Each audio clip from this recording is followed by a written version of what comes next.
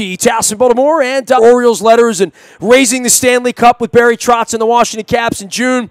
August is going to be about Lamar Jackson and Joe Flacco and preseason football. But first things first, Ray Lewis is going to Canton in the Hall of Fame. We still have some space on our WNST road trip. I have a handful of seats on the Friday and the Saturday trip. If you want to throw me an email, nasty@WNST.net, I will hook that up. But the real joy has been reaching out via my cell phone to so many of my favorite people who at one point wore the purple sweater.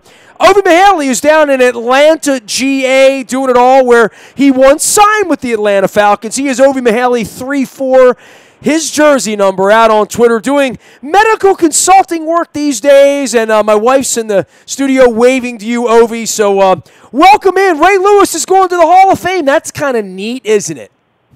It is kind of neat, and it's another chip in or feather in my cap because I banged the Hall of Famer consistently, and a couple of times I even won. Like I can say that I made a Hall of Famer. Say, Ovie, all right, let's calm down. We have a game on Sunday. No need to try and win it all here in the practice squad. I was young, and he was getting a little older up there, and he wanted to save his physicality for the game, but I had energy to spare. So the fact that he's in the Hall of Fame means that I was able to do some pretty cool things against a really amazing player. I'm finding that there are like three groups of players, right? Like I've had, 40-year-old guys on and 30-something-year-old guys, but, you were in that interesting place where you came in and Ray had already made his papers. He had already, been the best player in the sport. He was literally the best player in football when you were drafted. By 2003, he was. Yeah. He'd been injured in 2002. But when you met him, he was already that guy, and you young bucks were coming in trying to test him a little bit. He was 10 years older than you at that point, right? Or 5 years older than you, but had been in the league 10 years because he started when he was 20 years old. Tell me about how that feels when you come in and you see him and he's already got the poster on the wall. Because not everybody had that experience. The guys that came in 96, 97, 98, 99, he was just a guy trying to make it. You found a different guy. And especially the guys that showed up in 9, 10, 11, boy, they found the Hall of Famer when they showed up at Owings Mills, right? Yeah, absolutely. And it was something to where, I followed Ray when he was in Miami. So I'd been watching Ray when I was in college in Baltimore. I saw him win the Super Bowl like everyone else.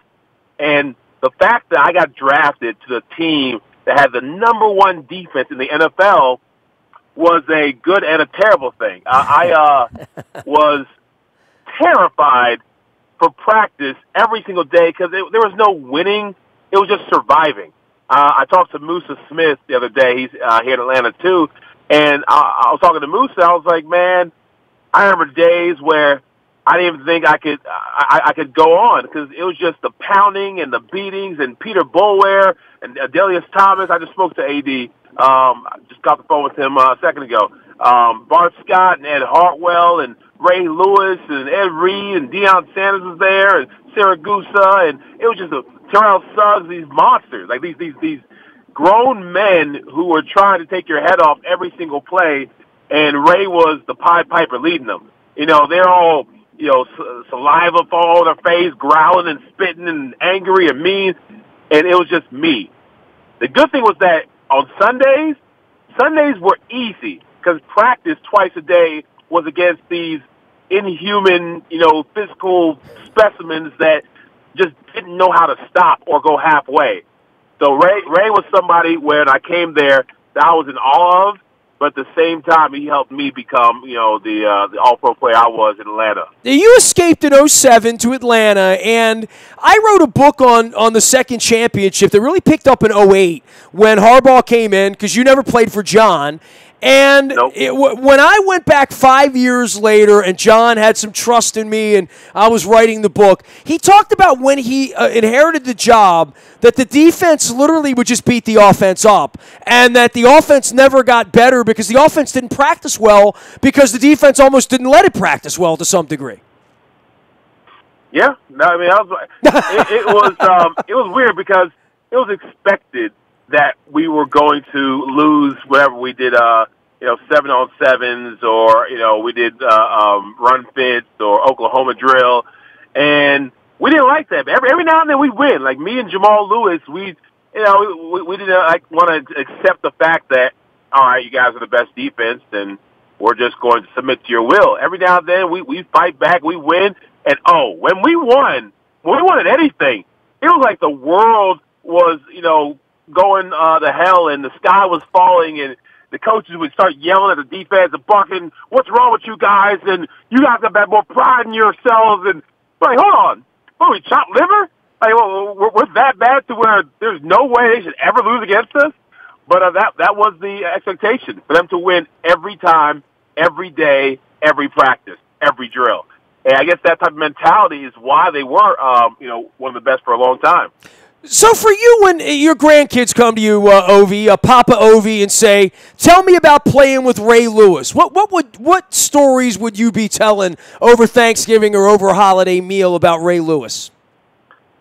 It had to be the halftime speeches, the dancing, the passion, the guy's a poet. He's a wordsmith. If you haven't noticed, he likes to talk. Watching it on TV, his halftime speeches, and then seeing him actually in your face, talking from his heart, and finding the ways to get you even more excited than you already are, it was special. Like the hair stands up on the back of your neck when you even think about those moments where even on the sideline, when we're down by a touchdown, 2 touchdowns this fourth quarter. We got to find a way to get it up. It was weird that Ray would even come over to the offensive huddle and talk to Kyle Bowler and talk to Mark Clayton and Travis Taylor and myself and Jay Lou or Jamal Lewis and say just whatever was on his mind. But it would always penetrate and connect to in a way where you had to perform. You had to go beyond what you thought your limits were. And, it's the iconic dancing. It's actually kind of silly how these grown men got so excited for Ray to do his little dance. And he'd be the last one to come out. I think on offensive days and defensive days, maybe. The fans just loved it. He's his little hot in here dance. He changed the music one time. And with his little slide, another slide and his leg jiggle and the squirrel. The squirrel is what it's called. Yes, the squirrel dance. Yeah, the squirrel, whatever you want to call that. But I just remember seeing that and like, it's time to go party. It's time to dance. It's time to go get it. And the crowd. And that was my first time in the NFL, so everything was just 10 times more amazing. But having that larger than life figure to be a teammate and having him respect you. Say, great job, say, hey, man, we could have done without you. That was, that was huge for me to have someone that is going into the Hall of Fame on several occasions tell me, hey, good job, Rook, or good job, Ovie, or slow down, Ovie, or hey, man, you coming too hard today. So I love the opportunity. I'm definitely going to cherish it. Well, Ovie, during I've watched it all, and whether it was Jamie Sharper or Peter Boulware or Ed Hartwell, a lot of guys left here, AD, and went and got a lot of money elsewhere that played next to him on the defense, and it sort of rubbed off on him. And I'm going to talk to Kim Herring and other guys that even played the secondary on those teams. But on the offense, you were a guy that went and got paid elsewhere, probably based on the practices that made you better, because Ray Lewis made the offense better too, right? Absolutely. No, I definitely, I was in an interview after I got paid 6 years, $18 million, which still sounds crazy, back in 2007.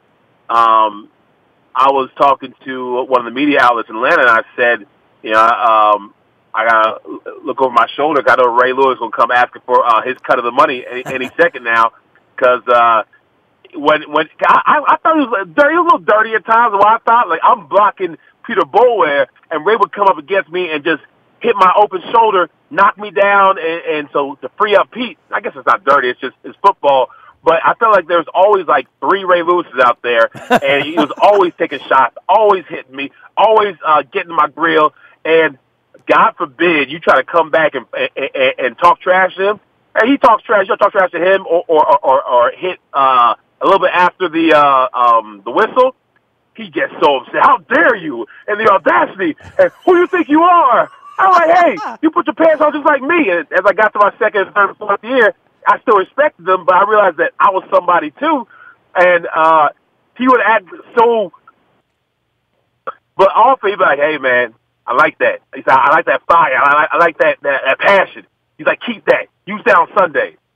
But it was the small things from the lunchroom to the film room to the practice field to just watching him work that allowed me to, understand how to be great, in my own way when I got to Atlanta. Everybody has said that, how to be great. No one would ever besmirch Ray Lewis's greatness. There's no doubt about that. But there was that little part of it. And I remember the early days when he would come in and just set the tone for practice on really bad teams. The team didn't get good. The team got good right around when you got here, 2000, 2001. And then it was never not good again. It was always good. But before it was good, there was a tone that he set and sort of a joy that he brought to practice that it was always fun on the practice fields when Ray Lewis was involved. It just always was. You're right. I remember doing a lot of laughing. Even though my body was always hurting or I wanted to cry, I was always laughing because, the trash talk and just the foolishness that these guys had from Chris McAllister to Ray, especially when Deion Sanders came into town. They were just always joking, even while they was banging and we're doing inside drill and we're hitting. It was always a lot of laughs because football from when you were a kid was fun. And he always said, and Coach Brian Billick always said, you play at your best when you're having fun out there, and you have the most fun when you win. So we did our fair share of winning. Fortunately, our offense at times and. God bless Kyle Bowler, but he struggled a little bit in situations where Ray did everything right, the defense did everything right, and me and Jamal look at each other trying to figure out, like, man, if I was a defensive player, I'd be mad at us. Much less how those guys feel. They did good to hold it in. Like, they wouldn't say anything. They would just be quiet, keep to themselves. But you could tell when we lost in the playoffs to Peyton Manning because he was held to 5 field goals and we couldn't even score a darn touchdown. That kind of bothered him a little bit, and so it's understandable. But Ray definitely made sure we had fun, and that's why I enjoyed my 4 years for the Ravens. Ovie Mughelli joining us here. You can find him at Ovie Mughelli 34. That's 34 out on Twitter. And you are here to save the planet. I see your climate leadership stuff and your act on climate, and I'm proud to be on your side of that fight. I like fresh air myself and in my yoga classroom, and I know what a health nut you've been in during the course of your life, and always trying to get involved in good stuff. What else are you working on, Ove?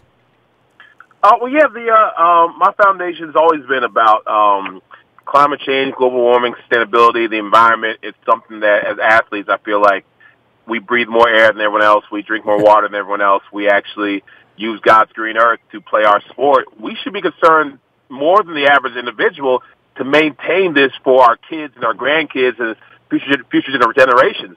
Everyone talks about leaving a legacy. One of the greatest legacies you can leave is a healthy planet to the ones you love the most.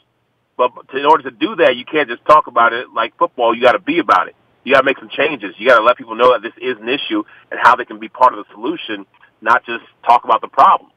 So one of the ways we do that, as we know, a picture's worth 1,000 words, and the pictures in comic books seems to grab a lot of attention.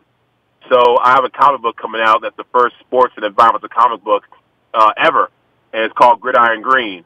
I'm going to be up in New York and talk with the United Nations because they're partners with us, as well as National Geographic and the Turner Foundation. And we're going to really help people understand how to connect to this issue. So that's something I'm really excited about because I love my kids, and I can buy them the best house, the best car, the best food, the best everything else, but I can't buy them the best air. I can't buy them the best water quality. I can't excuse me. We gotta get you better water so you don't choke down there in Atlanta. I know, right? You're killing me. But yeah, I can't do it by myself. So it's a team effort. We got to make sure that everyone's on board. Well, we'll get everybody out to your Twitter at Ovie Mughelli 34. You can learn more there. Ovie is always tweeting about the environment as well as some Falcons football here and again, and certainly for the Ravens. Very interesting here with the Lamar Jackson, Joe Flacco thing, right? Just from an offensive standpoint, two different kinds of quarterbacks. I know that you've worked in different offenses. It's a pretty compelling time to be a Ravens fan right now, I think. It is. You got a little bit of everything. I think Joe Flacco, I won't say he's gotten comfortable, but he is Joe Flacco. Lamar Jackson and anybody who is going to be nipping at your heels, even if it's just mentally, is going to help him be at his best, because I think that he understands that every year, a young guy will take your spot, and if you let them, they will. Look at Brett Favre and Aaron Rodgers. It'll happen eventually. It's just how long can you keep them at bay? So I just got to say that he better not get hurt, because if Lamar Jackson gets the chance to see that field and show why he won that Heisman, watch out. Ovie Mughelli will be doing it down in Atlanta. You still doing some sports radio down there from time to time, Ovie? I do a little bit here and there. My dad's a doctor. My sister's a doctor, so I work in medical sales. I'm actually working with this new device called a Beamer, like a hyperbaric chamber on steroids, and helps with strength and energy and performance. And so that's been the majority of my time, spent my day job just doing medical sales and working with this Beamer product. Well, I'm going to be down in Atlanta when the Ravens play there on December the 2nd, and then, of course, I'll be moving into Georgia for 10 days for all things Super Bowl. Super Bowl 53 coming your way, and all eyes on Atlanta this year. So I'll be in touch with you, Ove. Great to check in with you. I'm sure you'll be watching Ray Lewis giving his speech next Saturday night. We'll all be watching. We got a bunch of fans going out there. It's a nice little purple reunion getting together with you guys this time of year. Yeah, it'll be good. Thanks, Ove. Appreciate you. Ovie Mughelli, 3-4, the way to find him and saving the green earth. We have Ovie Mughelli, 3-4, the way to find him on Twitter. You can find me out in the buyatoyota.com audio vault 24 hours a day from anywhere in the world on your mobile device by downloading the TuneIn radio app. We do come in crystal clear from anywhere in the world. Our morning newspaper delivers digitally to your email inbox at 7 a.m. each and every morning. That's all brought to you by Planet Fitness and PlanetFitness.com, where it's still $10 a month to get in the best shape of your life. And there's a Planet Fitness right around the corner for you. The Lunk Alarm, and always judgment-free. I tell you what, the weekends are made for Laurel Racecourse right now. Inside at their sports book down there, air-conditioned. They're running every weekend. You can get the entries at WNST.net on the front of our website as well as in our morning newspaper each and every morning. We are WNST.net, AM 1570 and WNST Towson, Baltimore. And if you want to go to Canton, Ohio and see Ray Lewis with us, we have a handful of seats. Toss me an email. We never stop talking Baltimore sports.